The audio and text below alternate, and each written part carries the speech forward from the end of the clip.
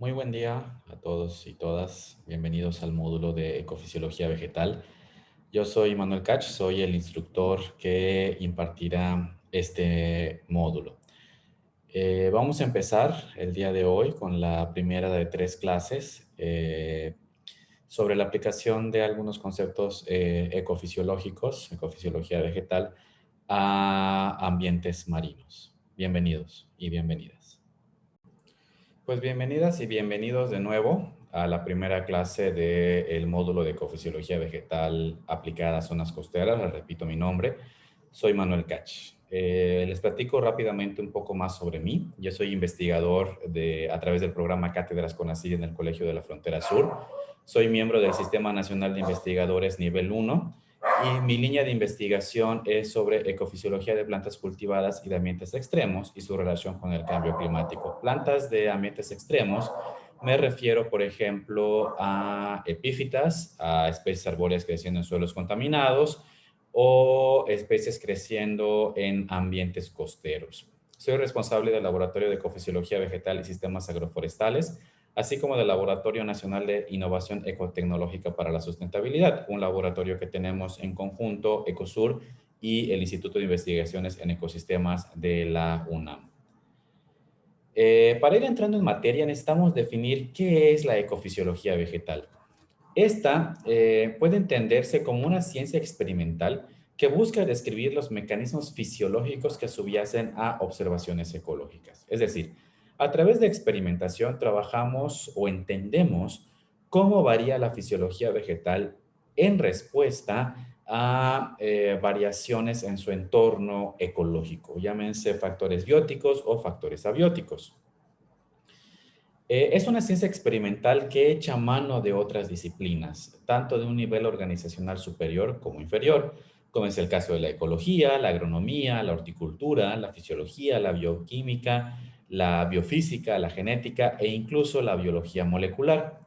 Cuando hablamos de fisiología vegetal, generalmente trabajamos a nivel individuo, pero como veíamos en la diapositiva anterior, en la que podemos echar mano de disciplinas a un nivel organizacional superior, lo mismo podemos hacer con la interpretación que obtengamos de nuestros estudios a nivel individual. Por ejemplo, para poder entender cuál es el comportamiento o la respuesta de un individuo ante la variación ambiental, echamos mano de mediciones a nivel de órgano, tejido, célula, molécula, cualquiera de estos, a partir de lo cual entendemos qué sucede con el individuo y tratamos de dar explicaciones a nivel poblacional, comunidad, etcétera. El estudio de la ecofisiología vegetal debe tener una buena apreciación de las preguntas ecológicas. Por ejemplo, si a mí me interesa saber, hablando de esta plantita, por ejemplo, que ven en la imagen, cuál es su tasa de crecimiento, reproducción, supervivencia, abundancia, bajo diferentes ambientes con condiciones climáticas contrastantes, pues yo necesito tener respuestas de un nivel de integración menor. Por ejemplo, si me interesa específicamente su crecimiento en estas condiciones contrastantes, pues yo necesito hacer mediciones de la fotosíntesis de este individuo, de cómo está su estado hídrico, si es una planta con fotosíntesis CAM, pues un poco de bioquímica a través de la cuantificación de acidez titulable y cómo esto se relaciona con el microambiente inherente a cada uno de los sitios en los que yo estoy trabajando. A partir de ese entendimiento, yo puedo llegar a una respuesta, a una conclusión sobre cómo este ambiente contrastante tiene un efecto sobre el crecimiento de los individuos. ¿Sí? Parte fundamental del estudio de la fisiología vegetal, la ecofisiología vegetal, es la cuantificación o la caracterización del microambiente. Como su nombre lo indica, con microambiente hacemos referencia a un ambiente pequeñito. Podemos definirlo como las condiciones climáticas particulares medidas alrededor de un organismo, del organismo de interés sobre el cual estemos trabajando. El microambiente incluye elementos como la temperatura y humedad del aire, la velocidad y la dirección del viento, luz medida como radiación o radiación fotosintéticamente activa, la precipitación, formación de rocío, temperatura y humedad del suelo.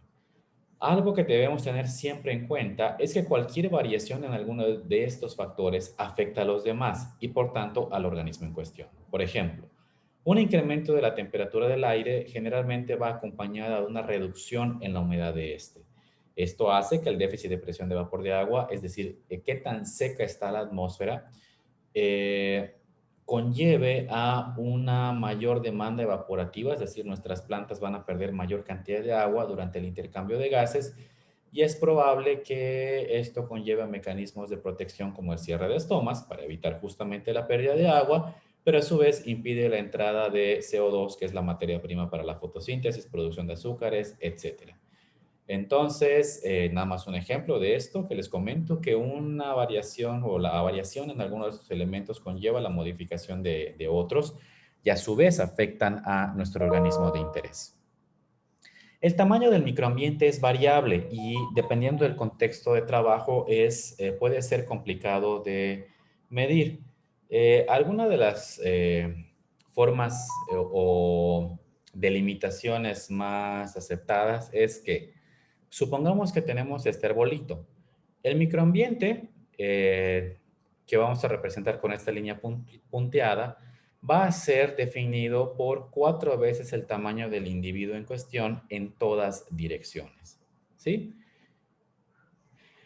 Pero si cambiamos el contexto, el tamaño va a ser diferente. Por ejemplo, ya no tenemos un individuo aislado, sino que tenemos este dosel un poco más heterogéneo. Además, tenemos una zona tal vez en donde atraviesa un río, por lo que estarán de acuerdo conmigo en que las condiciones microclimáticas no van a ser iguales si las mido aquí o aquí, o sea, en el río sin presencia de árboles, en el río con presencia de árboles, aquí sin la presencia del río o aquí donde tal vez puedo tener un efecto de borde porque ya no tengo mayor cobertura arbórea. Entonces, ¿cómo definimos el microclima y su tamaño? Pues va a depender de nuestra pregunta en cuestión. Tal vez si a mí me interesa saber cómo la combinación del dosel y la presencia del río influyen sobre el microclima, tal vez a mí me interese medir aquí y compararlo aquí, ¿sí? Donde tengo un dosel cerrado y la presencia del río y aquí donde tengo un dosel abierto y no tengo el río. Entonces, la definición del microambiente dependerá totalmente de nuestro individuo o individuos a caracterizar, de nuestro experimento, nuestros tratamientos, etcétera. Hablando de los factores más importantes o algunos de los factores más importantes para las plantas, pues por supuesto que tenemos en primera instancia, bueno, no jerárquicamente en primera instancia, pero sí de lo primero que vamos a hablar, a la radiación solar. Sabemos que la luz es necesaria para realizar la fotosíntesis y ahorita vamos a ver un poquito más adelante esto. Pero primero tenemos que entender que la luz es radiación solar. La energía proveniente del Sol a través de la radiación solar provee casi toda la energía sobre la superficie de la Tierra para todos los procesos que se llevan a cabo en ella y pues, que prácticamente permiten la vida en la Tierra, ¿no? Desde mantener una temperatura ideal para la vida como la conocemos hasta la producción de alimentos. Eh, Hay que entender que la luz es radiación electromagnética. La luz se mueve en partículas, llega a nosotros a través de partículas. Cada partícula lleva energía. Entonces, supongan que el punto rojo, el apuntador, es una partícula de luz que en su viaje, como cualquier partícula, va a dibujar ondas, ¿sí? La distancia que hay entre el pico de una onda y otra, esta representación de lambda, perdón, es la longitud de onda. Dependiendo de la longitud de onda en el que llegue una partícula, estaremos hablando de un espectro en particular de esa radiación y por tanto de un color de la luz, ¿no? El famosísimo experimento del prisma o del arco iris. Cuando llueve, ¿por qué vemos diferentes colores en el arco iris? Porque las gotas de lluvia funcionan como un prisma que descompone la luz visible en todos los colores que conforman la luz blanca. Cada color llega en una longitud de onda diferente, es decir, el ancho entre los picos va a ser diferente. El espectro electromagnético es muy amplio, con diferentes longitudes de onda, que van desde los rayos gamma, los rayos X, los rayos ultravioleta, un pequeñito tramo aquí que es el espectro de luz visible, luego nos vamos al infrarrojo, las microondas y las ondas de radio. Específicamente la luz visible que vemos que quedan aquí, más o menos en medio del espectro electromagnético, comprenden longitudes de onda entre los 400 y 700, 750 nanómetros. Es lo que nosotros vemos, a lo que el ojo humano está adaptado a ver, y también en el que las plantas funcionan, es donde se lleva a cabo la fotosíntesis con energía que proviene dentro de este espectro de longitudes de onda y este espectro de colores. Entonces, tenemos el espectro del azul en los 400 nanómetros, perdón, el violeta, el azul, el verde, el amarillo, el naranja, el rojo, justo los colores que vemos en el arco iris cuando llueve. Como les comentaba, la longitud de onda, es decir, el color en el que vemos la luz, representa la energía que están transportando las partículas que llegan en ese espectro en particular. Si hablamos, por ejemplo, de luz ultravioleta, es decir, longitudes de onda menor a los 400 nanómetros, hablemos de una representativa promedio de 254 nanómetros, transporta aproximadamente 471 kilojoules de energía. Olvídense un poco de las unidades, no vamos a ver aquí estas cuestiones. Simplemente quédense con los valores absolutos. Los kilojoules son una unidad de energía en física. Entonces vamos a quedarnos con los valores absolutos para hacer la comparación de la energía que pueden transportar las partículas en diferentes longitudes de onda. Entonces en el ultravioleta, una partícula de luz transporta aproximadamente 471 kilojoules. En el espectro del verde, hablemos de los 520 nanómetros, transporta 230 kilojoules. Y en el espectro del infrarrojo, hablemos de los 1400 nanómetros, por ejemplo, transporta 85 kilojoules. Entonces, observando esto, lo que podemos deducir es que a mayor longitud de onda, menor energía transporta la luz en ese espectro. Recordemos que la luz ultravioleta está al extremo izquierdo de la escala, que es lo que veíamos aquí. Aquí tenemos el ultravioleta, mientras que el infrarrojo se encuentra aquí, el verde se encuentra en medio. Entonces, mientras menor sea la longitud de onda, mayor energía transporta. Tengan eso muy en cuenta, por favor. Y es que la luz está compuesta por unidades o partículas discretas llamadas fotones. El ejemplo que les ponía de este puntito que ustedes ven es que este puntito es un fotón que va a ir dibujando una onda. Y es justo este fotón el que va a transportar la energía en ese espectro de luz. La energía que transporta este punto se llama cuanto. Y hay formas de poder calcular la energía que transporta este fotón, estos cuantos que transporta un fotón a través de esta fórmula. Nada más se las pongo para que conozcan, no vamos a profundizar esto. Pero a partir de esta fórmula es como trabajan muchos sensores para cuantificar la energía que llega a través de la luz. Entonces, esto es importante porque la luz contiene mucha energía comparada con otros procesos bioquímicos. Retomemos la cantidad de energía que transporta una partícula de luz en el espectro del ultravioleta. Habíamos dicho que en los 254 nanómetros transporta aproximadamente 471 kilojoules. La energía que se requiere para la hidrólisis del ATP, recordemos que el ATP es la moneda energética del cuerpo, de muchos organismos. Cuando esta molécula se rompe, se libera energía que se utiliza en muchos procesos. Requiere entre 40 y 50 kilojoules para llevarse a cabo. Un enlace carbono-carbono tiene aproximadamente 348 kilojoules. Un enlace oxígeno-hidrógeno tiene 463 kilojoules. Entonces, para romper cualquiera de estos procesos, para romper la molécula del ATP, se requieren más de 50 kilojoules. Para un enlace carbono-carbono, más de 348 kilojoules. Y para un enlace oxígeno-hidrógeno, más de 463 kilojoules. Y lo que vemos es que una partícula de luz ultravioleta tiene la energía para detonar cualquiera de estos procesos. Puede romper estos enlaces, por ejemplo, que son de los más fuertes que existen en la naturaleza. Es por ello que los rayos ultravioletas son tan perjudiciales, porque pueden romper muchas moléculas en la piel, por ejemplo, provocar radicales libres, incluso sabemos que puede ser factor de cáncer de piel. Por eso tanta publicidad para protegernos de los rayos ultravioleta, porque realmente las partículas que llegan en este espectro de luz transportan muchísima energía. Entonces, si hablamos de luz, podemos referirnos a tres cosas diferentes dependiendo del ámbito en el que estemos hablando de luz. Podemos hablar de iluminación, de flujo de fotones para la fotosíntesis o podemos hablar de radiación. La iluminación se mide con un fotómetro y sus unidades son los luxes. Esto es muy utilizado en fotografía, por ejemplo, llámese fotografía estrictamente hablando o fotografía en cine, cortometrajes, etcétera. El flujo de fotones para la fotosíntesis se mide con un medidor de cuantos y sus unidades son los micromoles metro cuadrado por segundo, es decir, una unidad de concentración por unidad de área por unidad de tiempo. Estos medidores de cuantos se enfocan específicamente a medir la energía que llega en el espectro de luz visible. Y al final tenemos la radiación. La radiación se mide con un radiómetro o un piranómetro, que mide prácticamente en todo el espectro de luz visible y esta tiene unidades de energía, que son watts por metro cuadrado. Una unidad de energía por una unidad de superficie. Watt por metro cuadrado. Puede ser por tiempo por segundo, ¿no?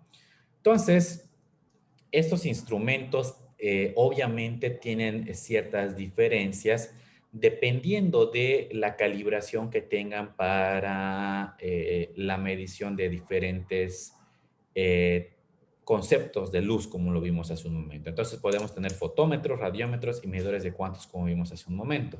Si ustedes ven la imagen, realmente son sensores muy similares. Y lo único que cambia, pues, es el colorcito para indicar que este es un fotómetro, que este es un piranómetro o radiómetro y que este es un cuantómetro. La diferencia radica realmente en la calibración de estos en cuanto a la amplitud del espectro en el cual van a estar funcionando. Por ejemplo, el fotómetro, que está representado aquí con la barra amarilla, va a medir únicamente un pedacito del espectro de luz visible entre los 430 y los 680 nanómetros más o menos.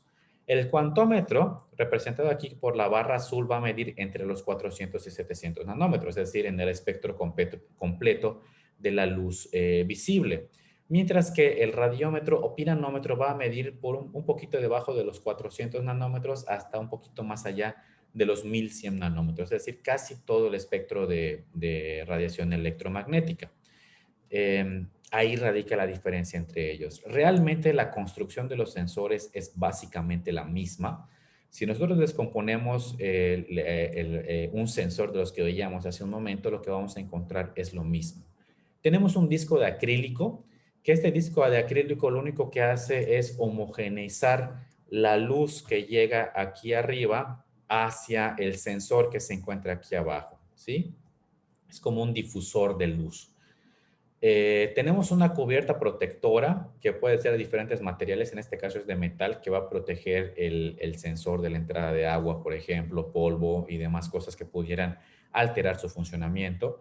Y realmente lo que va a medir la luz es un fotodiodo, es decir, un sensor que reacciona a la luz.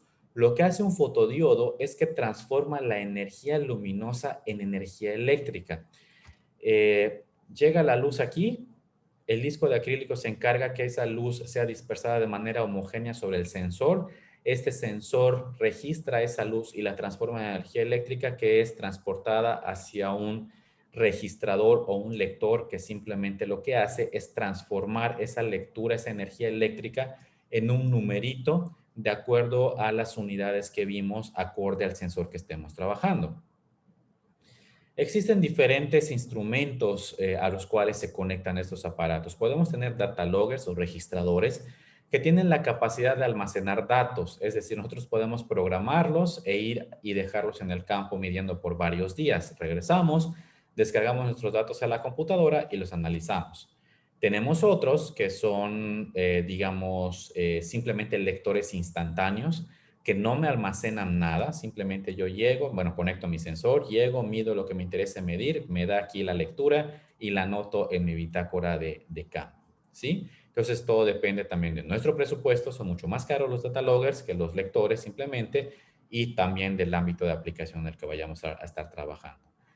Hay alternativas más baratas, los que vimos, a los sensores que vimos hace un momento son un poquito costosos porque ya vienen construidos, programados y listos para conectar a un registrador que también ya viene programado para transformarla a la energía eléctrica, la lectura eléctrica que manda el sensor a unidades. Pero también nosotros podemos construir nuestros sensores, lo cual puede abaratar costos. Sin embargo, esto es un poco más complicado. Se ha puesto de moda muy recientemente, en los últimos años, los sistemas Arduino. A través de los sistemas Arduino nosotros podemos construir diferentes tipos de sensores para micrometeorología, control automático y muchísimas cosas. Como les decía, al final del día lo que me mide la luz es un fotodiodo. Nosotros podemos comprar los fotodiodos relativamente baratos y construir nuestro sensor. Obviamente las unidades van a depender de la calibración que le demos. Entonces podemos medir la luz fotosintéticamente activa, el par, el flujo de fotones para la fotosíntesis, la radiación, etcétera. Eh, Requiere a fuerzas de un registrador para poder leer y almacenar los datos que nosotros obtengamos a partir del sensor que construyamos, pero también requiere de otros sensores comerciales, digamos, porque necesitamos a fuerza una referencia para poder calibrar ese sensor que estamos construyendo. Y también requiere ciertos conocimientos de programación, porque necesitamos programar o escribir un código para el registrador donde le indiquemos qué tipo de transformación va a ser para la energía eléctrica que reciba, cada cuánto tiempo va a medir, cómo va a almacenar los datos, en qué formato y en qué unidades. Entonces, digamos, es un poquito la desventaja que tienen estos a cambio de ser baratos. También podemos encontrar cuantómetros para medir luz en ambientes submarinos. Tenemos este que va a medir la luz incidente que pegue sobre el disco de acrílico, pero también tenemos otros que se llaman esferas integradoras.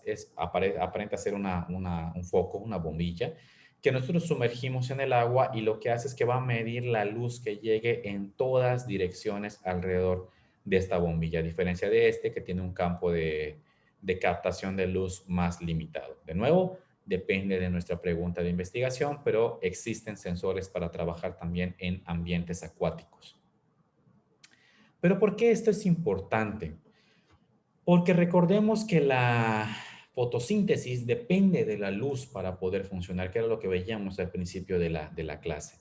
En este esquema, ustedes pueden ver representada la cantidad de radiación electromagnética que llega afuera por encima de la atmósfera, afuera de la atmósfera, representado con esta línea negra, lo que llega con la línea punteada, lo que llega a la superficie de la Tierra. Recordemos que la capa de ozono actúa como un filtro protector para la luz que llega, la radiación electromagnética que llega por fuera de ella. Entonces filtra lo que llega hacia la superficie de la Tierra. Entonces lo que vemos es que la mayor cantidad de radiación electromagnética está llegando más o menos entre los 400 y 800, 850 nanómetros hacia la superficie de la Tierra, justo en este intervalo, ¿sí? Recordemos, para relacionarlo con lo anterior, que la fotosíntesis es el proceso para convertir, vagamente definida, es el proceso para convertir la energía lumínica en energía química. Es decir, requiere de la energía que provee la radiación electromagnética para poder descomponer las moléculas de CO2 y de agua y poder convertirlas en azúcares que son utilizadas para pues, el crecimiento vegetal, reproducción, etcétera. Aproximadamente el 40% de la materia seca de una planta es carbono fijado a través de la fotosíntesis. Es un proceso crucial para el crecimiento y supervivencia de las plantas. Y también recordando, pues el principal actor en la fotosíntesis, pues es la clorofila, ¿no? Que es la molécula encargada de la absorción de luz y del transporte de energía hacia ciclos bioquímicos, que estrictamente sería el ciclo de Calvin, a través del cual se producen los azúcares a partir del dióxido de carbono y agua, como les mencionaba hace un momento. Justamente la clorofila tiene dos picos de absorción de luz. Uno que está en el espectro azul, aproximadamente a los 430 nanómetros, y otro en el espectro del rojo, en los 680 nanómetros. Si se dan cuenta, la clorofila tiene sus picos de absorción justo dentro del espectro que representa la mayor incidencia de radiación electromagnética en la superficie de la Tierra. Recordando, luz que llega en el espectro de los 430 nanómetros va a tener mayor energía que la que llega hacia los 800 nanómetros. Entonces, aquí la planta, aunque llegue poca cantidad, está captando mucha energía. Y aquí, aunque tenga poca cantidad, perdón, aunque tenga poca energía, está captando mucha cantidad.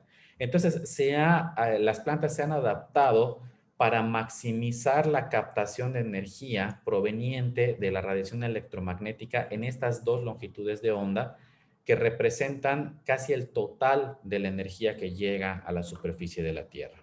Por eso es importante conocer estos principios. Si lo vemos de otra forma, con el incremento en la radiación o la energía electromagnética que llega a la superficie de la Tierra, pues la tasa de fotosíntesis se incrementa hasta alcanzar una asíntota, en donde ya no importa que se reciba más luz, pues la fotosíntesis no se incrementa. Antes de alcanzar esta asíntota, es decir, en toda esta parte de la curva, hablamos de que la fotosíntesis está limitada por la luz. ¿Sí? Si no se alcanza este punto, pues la fotosíntesis no va a alcanzar su punto máximo. Pero si se alcanza el punto máximo y la planta sigue recibiendo luz, la fotosíntesis ya no incrementa porque ya no hay suficiente capacidad bioquímica para procesar ese exceso de luz que se recibe. Y eso lo podemos ver aquí. Si nosotros aclimatamos a una misma especie, vamos a enfocarnos en el panel A de esta gráfica. Si nosotros adaptamos esta planta a crecer bajo tres diferentes condiciones lumínicas, a 92 moles metro cuadrado por segundo, 290 y 920. De nuevo, olvídense un poquito de las unidades y quédense con las cantidades. Que tenemos una 92, 290 y otra 920. Estas gráficas se llaman curva de respuesta a la luz, que simplemente es justo ir incrementando la cantidad de luz que recibe una hoja y medir la fotosíntesis que realiza. Entonces, vemos que el punto de saturación, es decir, donde la curva alcanza la asíntota, varía de manera significativa entre la condición de luz en la que creció una planta. La que creció aclimatada a sombra, que sería esta de aquí abajo, con poquita luz alcanza el límite máximo de fotosíntesis que puede realizar, sin importar que le sigamos aplicando mayor cantidad de luz. Por el contrario, la que creció a una cantidad de luz alta, vemos que tiene una capacidad de respuesta fotosintética muchísimo mayor. Es decir, su tasa fotosintética se incrementa de manera significativa con el aumento de luz. Vemos que aquí apenas empieza a alcanzarse la asíntota de la curva.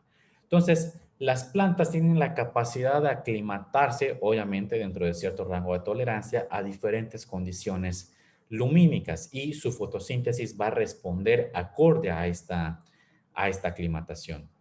Pero, como en la mayoría de los casos, vamos a tomar de ejemplo este y otro, este es un caso excepcional, el de 920, pero si nos quedamos con el de 290 y 92, la mayoría de las plantas siempre va a estar recibiendo energía en exceso. Una vez que se alcanza la asíntota, aquí no la planta saca una sombrilla y deja de recibir luz, no, vemos que sigue recibiendo luz y por tanto empieza a haber un exceso de energía lumínica en las plantas. Este es un ejemplito de una planta adaptada a la sombra, por ejemplo, que recibe mucha luz, ¿no? Entonces, con el incremento de luz se aumenta la fotosíntesis hasta que se alcanza la asíntota. Una vez que se alcanza la asíntota, no importa de nuevo que siga recibiendo luz, la fotosíntesis no aumenta, pero esta luz, este exceso de luz sigue llegando a las hojas. Eso puede provocar daños en el aparato fotosintético e incluso si son muy severos pueden ser daños visibles a simple vista. Por ello, las plantas han desarrollado ciertas adaptaciones para reducir el exceso de energía que reciben. Por ejemplo, el ángulo de las hojas. No es lo mismo, observen ustedes los árboles, las hojas que están en la parte más alta tienen un ángulo mucho más inclinado, cercano a los 90 grados, mientras que los que se encuentran en la parte más baja pues están prácticamente horizontales. ¿Por qué? Porque la cantidad de luz que reciben es diferente. La hoja que se encuentra en la parte más alta del dosel, pues está recibiendo la luz directa del sol, por lo que necesita reducir la superficie a la cual va a estar captando esta luz. Por el contrario, las que están en la parte más baja, pues necesitan maximizar la superficie de captación de luz porque pues recibe sombra de todos los estratos superiores del dosel. Pero también las plantas pueden variar el grosor de las hojas acorde a la cantidad de luz en las que están creciendo. Estos son dos ejemplos de una misma especie creciendo bajo condiciones contrastantes de luz.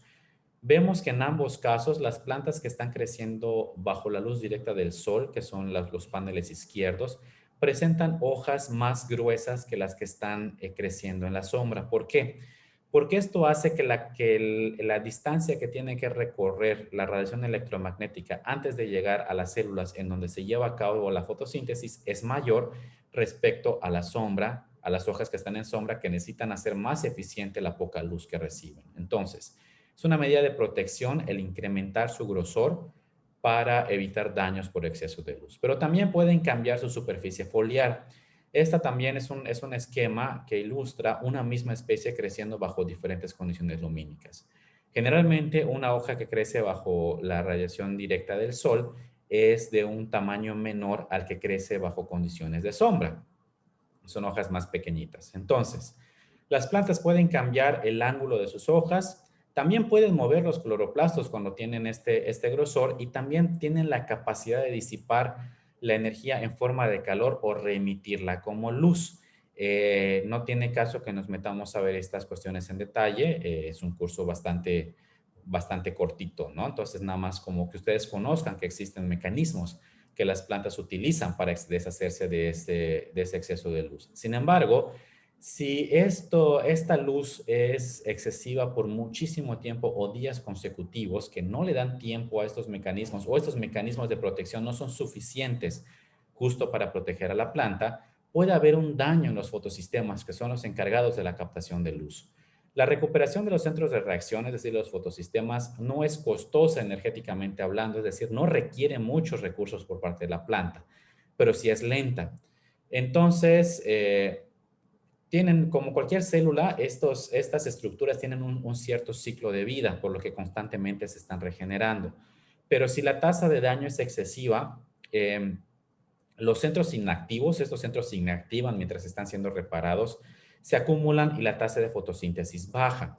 El daño incluye a la clorofila y también la liberación de radicales libres. No sé si han escuchado, pero los radicales libres son moléculas sumamente nocivas para los organismos. Si esto sucede, pues entonces la eficiencia cuántica, es decir, el transporte de electrones, de energía hacia la fotosíntesis, se reduce cuando los mecanismos de eliminación de energía están trabajando. Si los mecanismos de protección son débiles, empieza a haber fotooxidación y empieza a haber fotodaño. Si la tasa de daño es excesiva, los daños inactivos se acumulan y es lo que veíamos hace un rato, perdón. Aquí lo que les quería decir es que cuando hay un fotodaño es cuando empezamos a ver señales visibles de esto, ¿no? Entonces, hablamos en primera instancia de fotoinhibición, que es simplemente una reducción de la tasa fotosintética cuando los centros dañados están siendo reparados. Comúnmente esto sucede con el transcurrir del día. Generalmente al mediodía se recibe muchísima luz que provoca un cierto estrés en las plantas. Los sistemas que se dañan durante este periodo se recuperan durante la noche y están 100% reparados al siguiente día. Entonces, cuando hay fotoinhibición, lo que vemos es que si comparamos con una tasa de fotosíntesis óptima, que es la línea más oscura que vemos aquí, si tenemos una fotoinhibición moderada, pues vemos que hay una reducción poco significativa de la fotosíntesis. Sin embargo, si tenemos una fotoinhibición crónica, vemos que la tasa fotosintética se reduce de manera significativa, justo porque aquí hay muchas estructuras dañadas que están siendo reparadas. Supongamos que este estrés fuerte provocado por una cantidad excesiva de luz, que la planta está sin agua por mucho tiempo, se prolonga justo por muchos días, esta fotoinhibición crónica se convierte en un fotodaño. ¿Sí? Cuando hay una fotoinhibición permanente, hablamos de un fotodaño. Y eso es lo que empezamos a ver en las hojas, generalmente como quemaduras. Es decir, estas estructuras foliares ya no tienen la posibilidad de ser reparadas y por tanto este tejido fotosintético se pierde. Si la fotoinhibición, el fotodaño son muy severos, esto puede llevar a la muerte de la planta. Entonces, con esto concluiríamos la primera clase del módulo. Espero que les esté siendo interesante y pues nos vemos en la siguiente clase. Muchas gracias por su atención.